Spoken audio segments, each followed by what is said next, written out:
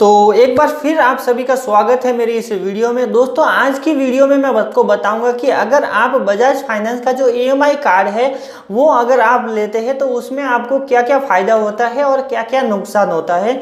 और दोस्तों जो बजाज फाइनेंस का ही जो आरबीएल का क्रेडिट कार्ड रहता है, अगर आप उसको यूज़ करते हैं तो उसमें आपको क्या क्या बेनिफिट मिलने वाले हैं और क्या क्या उसके अंदर नुकसान होता है। तो दोस्तों आज मैं आपको इन दोनों कार्डों के डिफरेंस के बारे में बताऊंगा कि इसमें आपको ज़्यादा फायदा है या फिर इसमें आपको ज़्यादा फायदा है। तो वीडियो को लास्ट तक जरूर देखें। तो दोस्तों बात करते हैं हम सबसे पहले बजाज फाइनेंस के ईएमआई कार्ड की। दोस्तों बजाज फाइनेंस का जो ईएमआई कार्ड है वो सिर्फ और सिर्फ आपको शॉपिंग के लिए कार्य करता है, यानी कि अगर आप उससे किसी भी इलेक्ट्रॉनिक वस्तु यानी कि कोई भी जैसे कि टीवी, फ्रिज, माइक्रोवेव, एसी वगैरह ऐसी अगर मोबाइल फ़ोन है, ऐसे अगर प्रोडक्ट की अगर खरीदारी करते हैं तो वो आपका जो बजाज फाइनेंस का जो ईएमआई कार्ड है वो आपको काम में आता है। लेकिन दोस्तों अगर आप बजाज फाइनेंस का जो ईएमआई कार्ड है अगर उससे एटीएम से कैश निकालना चाहते हैं तो वो आपको नहीं हो पाएगा, आप वहां से नहीं कर सकते। जितनी भी लिमिट है सिर्फ और सिर्फ आप इलेक्ट्रॉनिक वस्तु है उसकी ही खरीदारी कर सकते हैं, दूसरी खरीदारी आप वहां से नहीं कर सकते हैं। जैसे कि अगर कपड़ा खरीदना तो नहीं खरीद सकते, राशन खरीदना है तो नहीं खरीद सकते, छोटे मोटे जो सामान है अगर आप वो खरीदना चाहते हैं तो आप नहीं खरीद सकते हैं। और जो बजाज फाइनेंस का जो ईएमआई कार्ड रहता है वो सिर्फ और सिर्फ आपको बड़ी बड़ी दुकानों में ही यूज़ करने को मिलता है। जैसे कि कोई बड़ी मोबाइल की दुकान है वहाँ पे आप यूज़ कर सकते हैं, या फिर कोई मॉल है वहाँ पे आप उसे यूज़ कर सकते हैं, या फिर ऑनलाइन आप उसे यूज़ कर सकते हैं। लेकिन सिर्फ और सिर्फ इलेक्ट्रॉनिक वस्तु के ऊपर ही आप उसे यूज़ कर सकते हैं।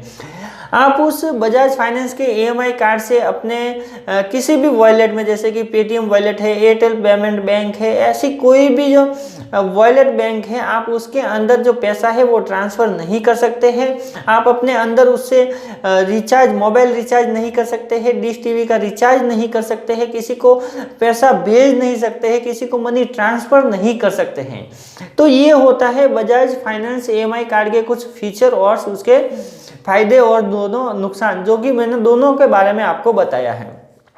अब दोस्तों बात करते हैं आरबीएल जो बजाज फाइनेंस की तरफ से ही दिया जाता है।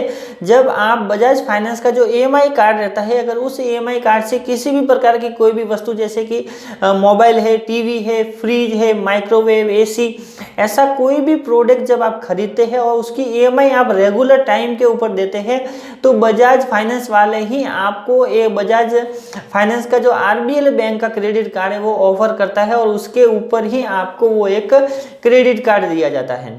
अब दोस्तों क्रेडिट कार्ड में क्या होता है कि जब आप क्रेडिट कार्ड लेते हैं तो उसके अंदर जितनी भी लिमिट हो, जैसे कि 50,000 की हो या फिर 1 लाख की हो, आप उस लिमिट में से कोई भी खरीदारी कर सकते हैं। किसी भी छोटी राशन की दुकान से आप राशन ले सकते हैं, बड़े मॉल में जाएंगे तो आप अपने के लिए जूते, चप्पल, कपड़ा वगैरह बहुत सारी ऐसी चीज़ें छोटी मोटी खरीद सकते हैं।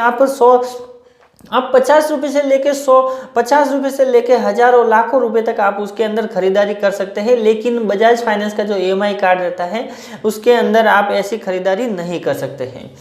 दूसरा दोस्तों आरबीएल का जो क्रेडिट कार्ड रहता है उससे आप अपना मोबाइल का रिचार्ज कर सकते हैं। किसी को पैसा ट्रांसफ़र करना है तो पैसा आप डायरेक्टली ऑनलाइन ट्रांसफ़र कर सकते हैं। किसी भी मोबाइल का रिचार्ज करना है अपने भाई का, दोस्त का वगैरह, तो उन लोगों का भी आप उससे क्रेडिट कार्ड के थ्रू आप रिचार्ज कर सकते हैं। अगर आपको इमरजेंसी में कैश की ज़रूरत है तो वहाँ पे आप एटीएम से कैश भी दोस्तों निकाल सकते हैं। लेकिन जब आप कैश निकालते हैं तो वहाँ पे आपको जो कैश चार्जेस रहता है, जो वन टाइम फीस रहती है, वो 300 रुपये चार्ज आपको वहाँ पे लग जाता है। लेकिन इमरजेंसी में अगर आपको 10,000, 15,000 या 20,000 की ज़रूरत है तो आप उससे एटीएम से निकाल सकते हैं, बल्कि बजाज फाइनेंस का जो ईएमआई कार्ड रहता है उससे आप नहीं निकाल सकते हैं।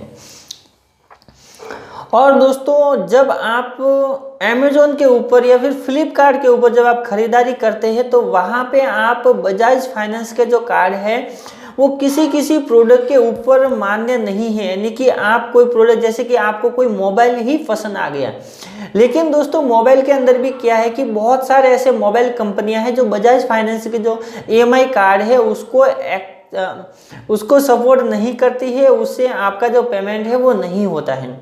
ऐसे में दोस्तों अगर आप ऑनलाइन खरीदी कर रहे हैं और ऐसे में अगर आपके पास पैसा नहीं है तो आप अपने क्रेडिट कार्ड से ऑनलाइन खरीदी कर सकते हैं। क्रेडिट कार्ड यानी कि कोई भी सामान खरीदो आप, किसी भी सामान के ऊपर आपको कोई भी ऐसा नहीं है कि आपको यहाँ पे आप क्रेडिट कार्ड का यूज नहीं कर सकते हैं, कोई लिमिट नहीं है, कोई बंदिश वहाँ पे नहीं है।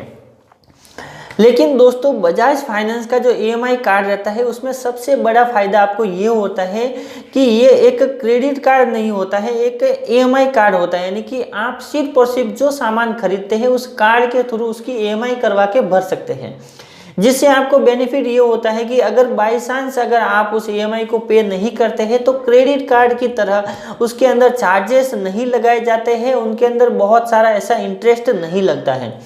लेकिन अगर आप क्रेडिट कार्ड यूज़ करके अगर आप क्रेडिट कार्ड यूज़ करके किसी भी EMI को मिस कर देते हैं तो वहाँ पे आपका बहुत सारा पेनल्टी वसूला जाता है और बहुत सारी पेनल्टी के तौर पे आप बहुत सारे पैसे आपसे ले लिए जाते हैं और आपका क्रेडिट स्कोर भी वहाँ पे ख़राब कर दिया जाता है। बजाज फाइनेंस का जो कार्ड रहता है उस कार्ड को जब EMI कार्ड को जब आप यूज़ करते हैं तो उसमें आप अपने फालतू के खर्चे को रोक देते हैं, यानी कि आपका जो फालतू खर्चा है वो नहीं होता है। जैसे अगर आप किसी मॉल में गए और आपको कोई जूते ही अच्छे लग गए और आपको लेना है तो अगर आपके पास EMI कार्ड है और पैसा नहीं है तो आप उसे नहीं ले सकते, जिसके कारण आपका जो फालतू में जो पैसा जाने वाला है वो वहाँ पे बच जाता है। लेकिन अगर क्रेडिट कार्ड अगर पास में होता है तो आपको तरह तरह की चीज़ें लेने के लिए आपको जैसे कि ये ले लूँ वो ले लूँ ऐसा आपको लगता है, तो उसमें आपका जो पैसा ज़्यादा खर्च होता है, जैसे कि जितना ज़्यादा पैसा रहता है अपने पास उतने ज़्यादा खर्चा ज़्यादा होता है, उसी प्रकार से। तो ये तो है RBL बैंक का जो क्रेडिट कार्ड है उसके फायदे और उसके नुकसान, और जो EMI का कार्ड है जो बजाज फाइनेंस का उसके भी फायदे और नुकसान।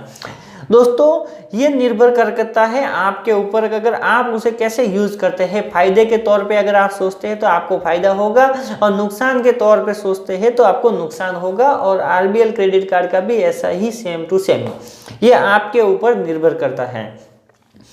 तो दोस्तों दोनों तरफ से आपको फ़ायदा ही फ़ायदा मिलता है और दोनों तरफ से नुकसान ही नुकसान है। वो अगर आप ध्यान नहीं देते हैं तो नुकसान है, अगर सही से आप उसके ऊपर ध्यान देते हैं तो आपको बेनिफिट ही बेनिफिट है। तो बस दोस्तों आज के लिए इतना ही। वीडियो अच्छी लगी तो लाइक कीजिएगा, शेयर कीजिएगा अपने दोस्तों के साथ। अगर आप मेरे चैनल पर नए तो चैनल को सब्सक्राइब जरूर कीजिएगा ताकि ऐसी ही वीडियो आपको मिलती रहे।